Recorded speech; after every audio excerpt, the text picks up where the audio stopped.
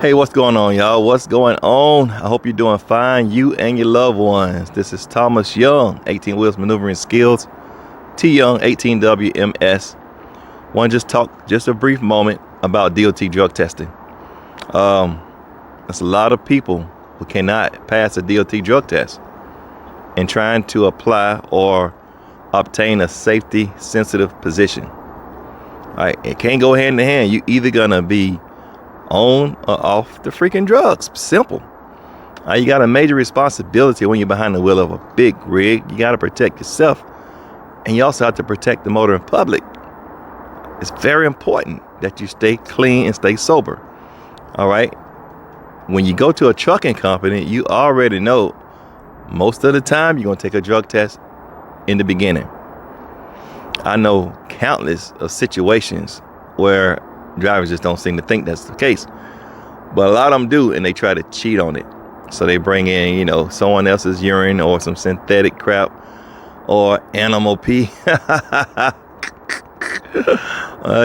Animal pee, and try to submit it.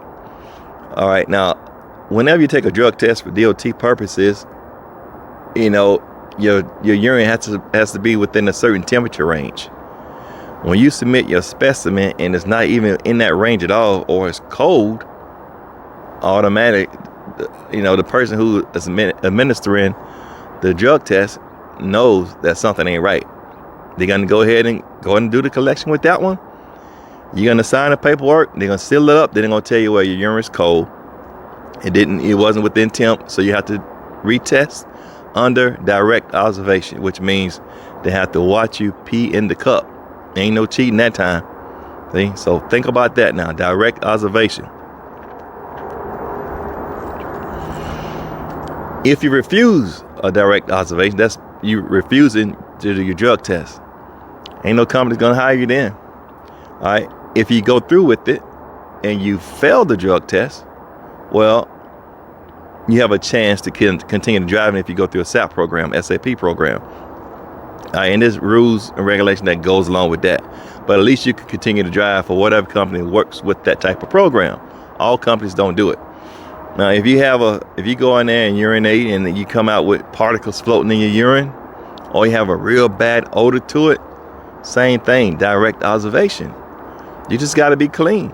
And then when the company get the word back from the doctor or the lab who was doing the testing of it, and they let you know, or the doctor let you know that you tested positive for cocaine, positive for marijuana, positive for blah, blah, blah, blah, blah, whatever it is, and you ain't gonna be able to work with that company. You're gonna have to leave. Your question to them, how am I gonna get home? That's a good question, but you need to have the answer. It's not their responsibility to get you home because you can't pass a DOT drug test. It's your responsibility to get home or wherever you're going. All they know is you ain't gonna be there.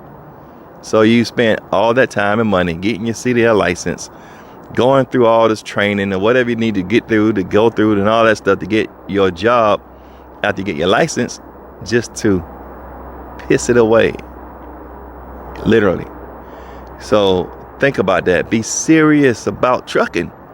When you're behind the wheel of that truck, I'm telling you right now, you have a major responsibility. So you're talking about 80,000 pounds at least. Not every single time, but you get my drift.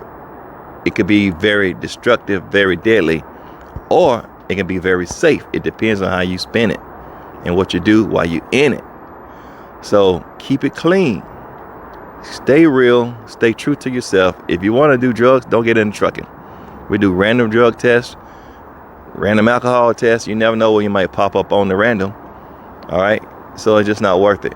So keep it clean, do what you're supposed to do, and everything else should be all right. I had one situation where a driver told me, because he did his urine sample and it was real cold. It was cold. And he was talking to me because he had to do a direct observation, so he had to drink up to 40 fluid ounces to get ready for the next part. He was talking to me about it. He said, it came out cold. I said, came out of what cold? I said, it can't come out your body cold. And I said, can it? He said, no. He said, but I'm trying to warm it up. And that's what he told me. He's trying to warm it up. And I was like, trying to warm up what? He said, it's urine. I said, well, let me ask you a question. How are you trying to warm it up? I said, if it come out your body, it's going to be hot.